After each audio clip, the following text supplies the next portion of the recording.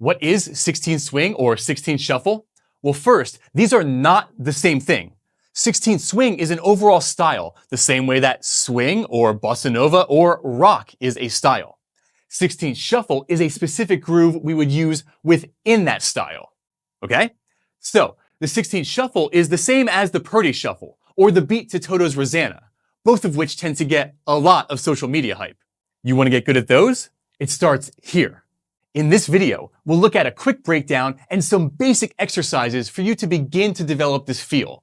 But first, let me just briefly explain a bit more about what I mean when I say 16 shuffle is the same as the Purdy shuffle or Toto's Rosanna, because these two are often defined as a halftime shuffle, and that's correct. What makes it a halftime shuffle?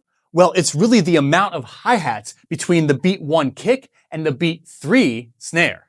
And I say beat 3 because this really comes down to semantics of notation.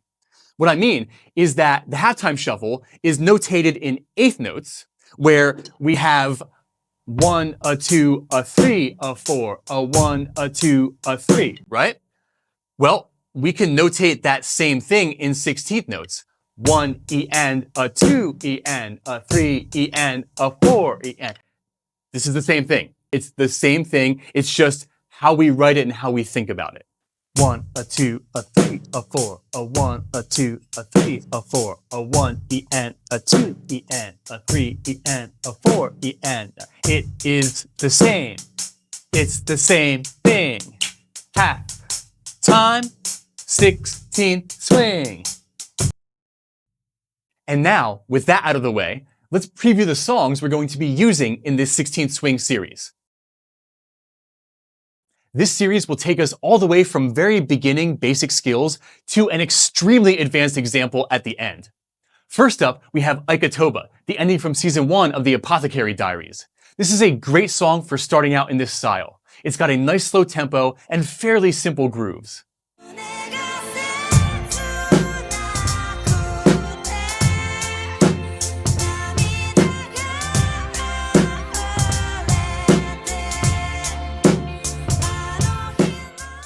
Next up is Comedy, the ending from season 1 of Spy X Family.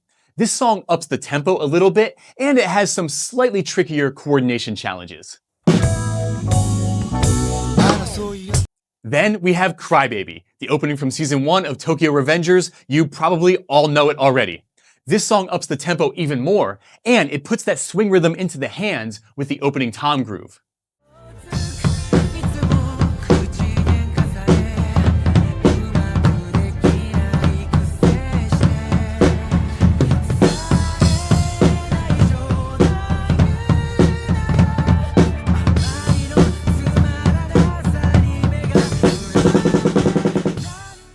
And finally, we have Winner, the ending from season 1 of Blue Lock. This song is actually a bit slower than Crybaby, but the level of complexity and the overall coordination challenge is way above any of the previous examples. This song sounds simple and smooth, but it is not easy. This one will be a real test of your skills.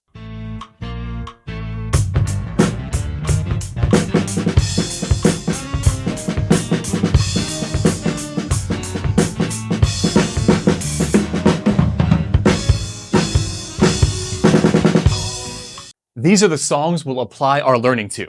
And now, let's get into the core breakdown of the 16th swing feel. Here are some 16th notes. Normally, we'd play them like this.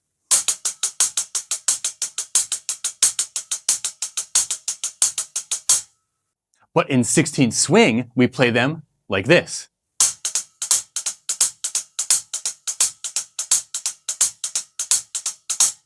You can hear the difference, right? In 16th swing, the 8th note timing stays the same, but those 16ths in between get shifted. In counting terms, those are the E's and U's. Please note that what we mean by swing is simply that those notes are played later than they are written. Most often, we'll shift them into a triplet timing, like this.